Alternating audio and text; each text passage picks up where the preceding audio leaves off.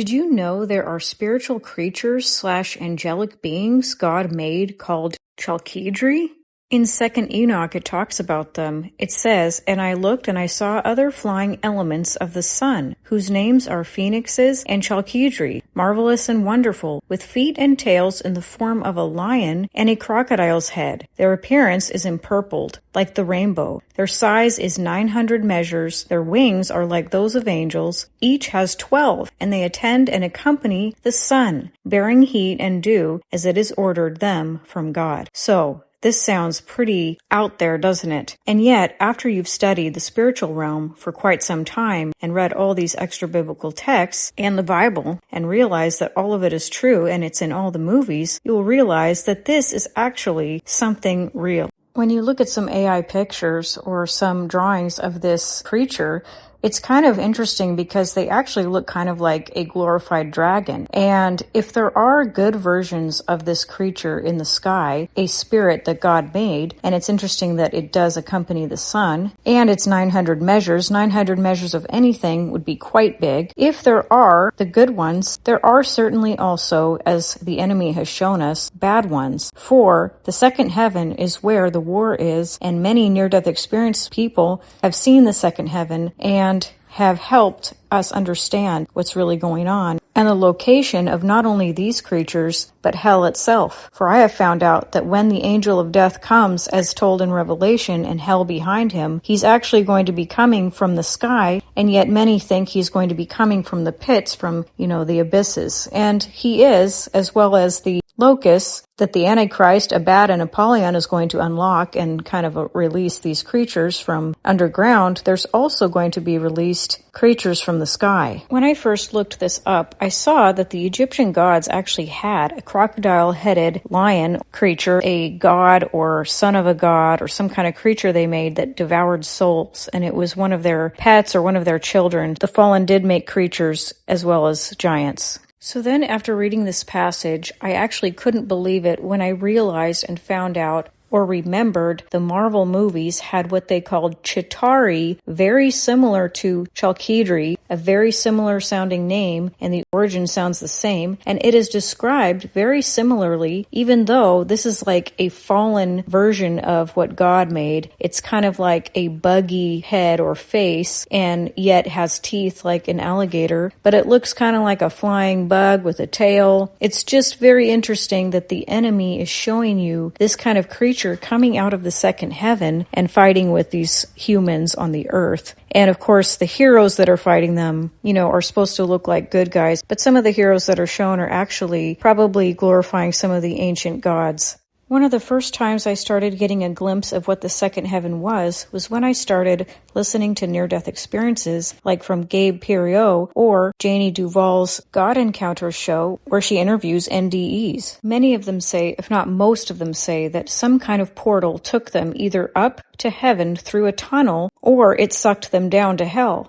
And it was always in some kind of portal tunnel where there was a light at the end if it was going to heaven, or if it was darkness at the bottom going to hell. And always, they seem to say that they pass through, when they're going to heaven at least, a dark area before they get to the light at the end of the tunnel. So recognize that phrase. They're passing through the second heaven, and a lot of them see the angels fighting. So good angels, God's angels fighting, bad angels, fallen angels, demons, and there's that war in the second heaven, which is like the second dimension, where many do the astral projecting, and the witches and all the satanic cults try to get into, and the dream realm, people who are dreaming can get into that, people getting on drugs, you can get into that. That's like if someone says behind the veil. So the second heaven is where all of that is. It's where the enemy is fighting. It's where in Revelation 12 it says that Michael's fighting with his angels with the dragon, and what I've realized is that the dragon is cast out of even the second heaven and his angels, and then he has a short time. So it's a reference to that, and of course many scholars argue about when that event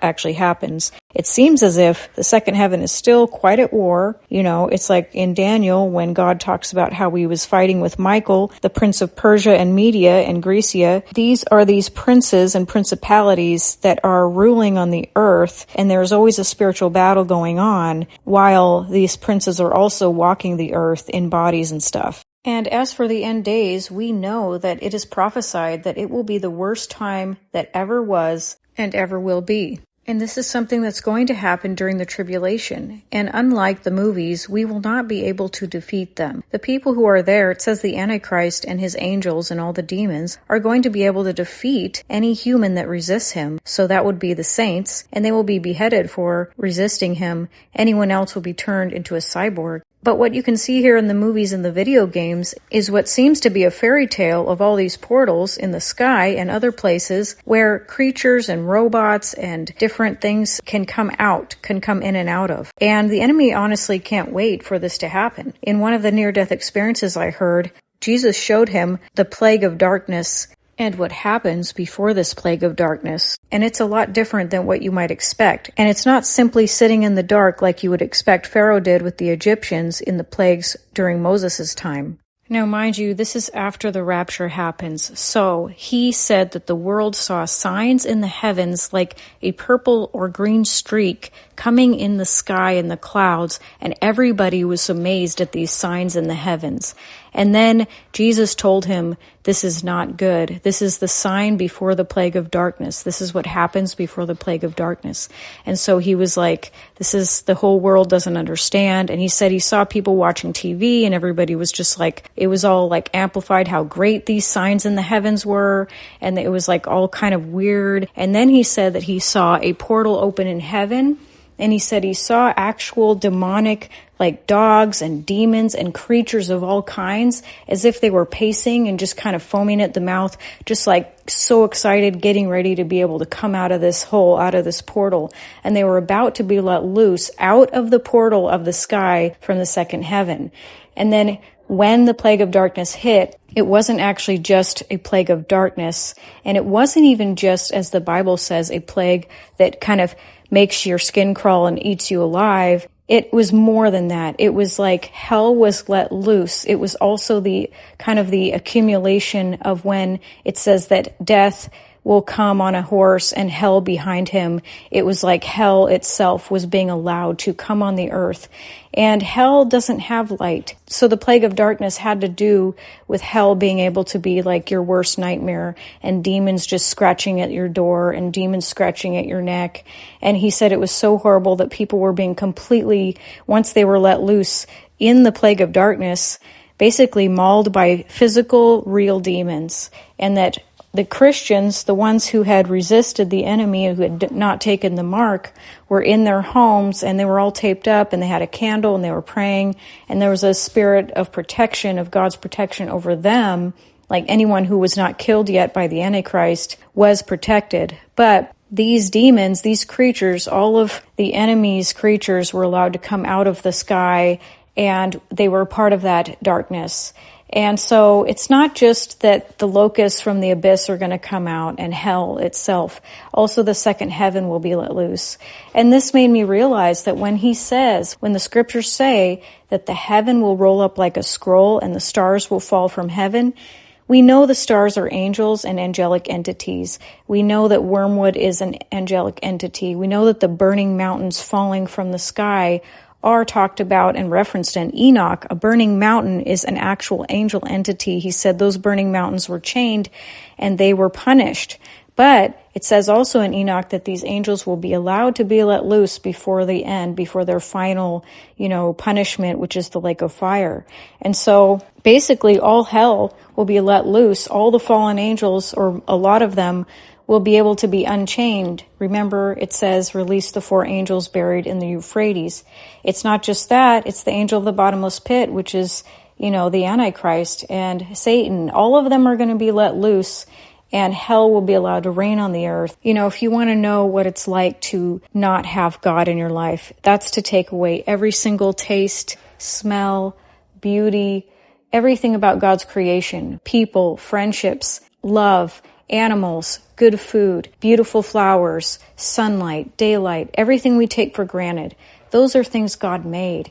And so everything that God made is going to be kind of like taken away because God is going to allow it. He's going to allow Satan to actually rule the earth without any restraint and without any good left on the earth. And it is so that people can wake up, because as it is right now, people are not waking up. And so he's giving them one last chance and a wake-up call, and this hopefully will be a wake-up call. I mean, it will be. I mean, either people are going to gnash their teeth or they're going to turn to Jesus, and yet they're going to have to die by doing so. I was having kind of an epiphany, even though I already knew all of this, all the pieces.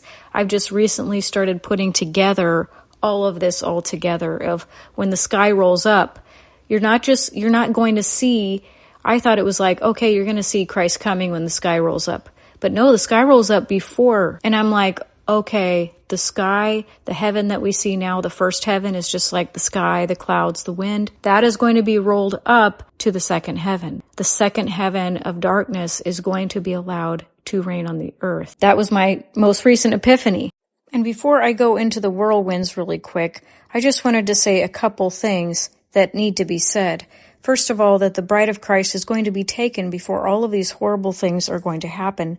That's what it means to wait on the Lord for his saving, for his coming, and to look forward to it and to comfort one another with these words. Those who have put their trust in Jesus Christ and what he did on the cross for you and forgiving you for your sins, and if you believe on him and you call on his name and you are born again in the Spirit, you will be saved from all of this wrath of God. This is the wrath of God. He is going to allow the enemy to do all of these things. So call on Jesus now. It is the end days. We know the signs. Listen to other videos in my episodes to find out more what's really going on so that you can get a gist of what's going on in the world today. But most of all, call on Jesus right now in your heart. You do not have to wait for any time to call on Jesus. You don't have to study him before you call on him. He's real, and your enemy is real, and heaven is real, and hell is real, and you do not want to be left on the earth. But if you are left on the earth, remember these things. Trust in Jesus. Remember these things and know that Jesus is your only hope, and you must die in order to live. That is, if you do not choose him now before the rapture happens and the tribulation hits. Also, this is a whole nother topic, but I just want it to be said also that the stars are the angels and planets are actually called wandering stars, and they hide themselves behind planets. They are the names of the Roman gods. They are the fallen that masquerade behind these gods and these planets. So Saturn, Neptune, these are all, entities. They are actually made up. They're a part of the second heaven, and outer space is not anything except the second heaven. It is not an infinite universe. It is just their domain, their area. So the second heaven is what you might call outer space, but in reality, there is no outer space. We are surrounded by water in what God created. And if you want to learn more about this, study my Days of Creation, Day 1, Day 2, and also see the Underwater Sea Kingdom episodes. So all I want to say about whirlwinds is that I had an epiphany recently. The word whirlwind is in the Bible many times, and I was always wondering what it meant and why God showed up in a whirlwind.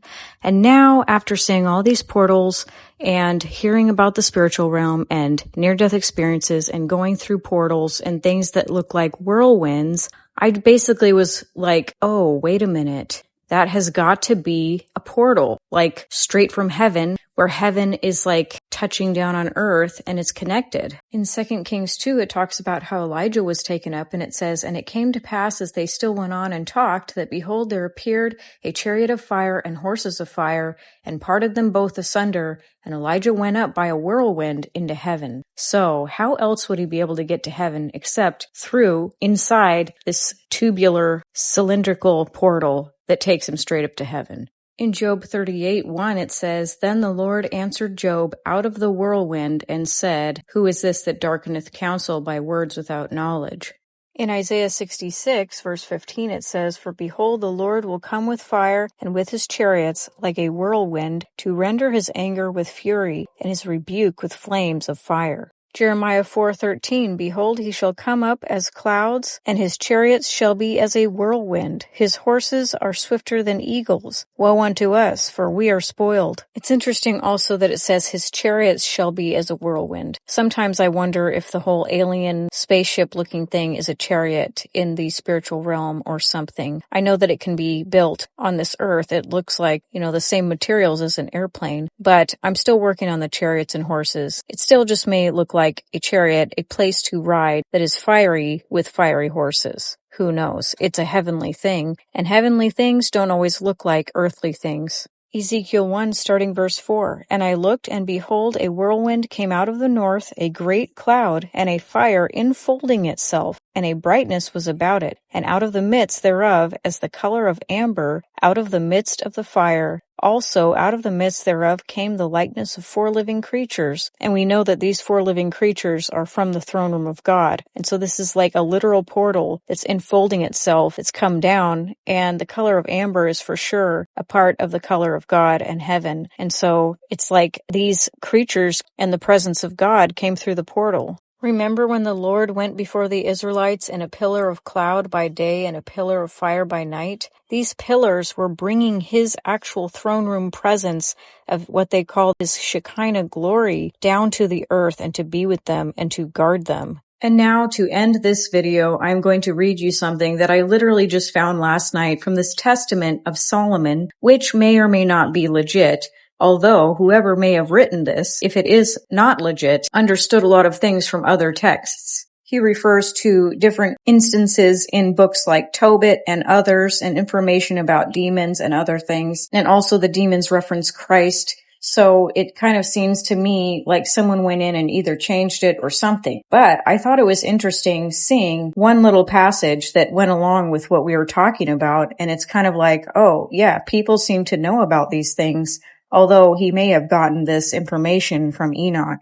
And here's the quote. But I, Solomon, questioned him, saying, If thou would gain a respite, discourse to me about the things in heaven. And Beelzebul said, Hear, O king, if thou burn gum and incense and bulb of the sea with nard and saffron, and light 7 lamps in an earthquake, thou wilt firmly fix thy house, and if being pure thou light them at dawn in the sun alight, then will thou see the heavenly dragons, how they wind themselves along and drag the chariot of the sun. So, interesting, isn't it? These heavenly dragons are something that exist.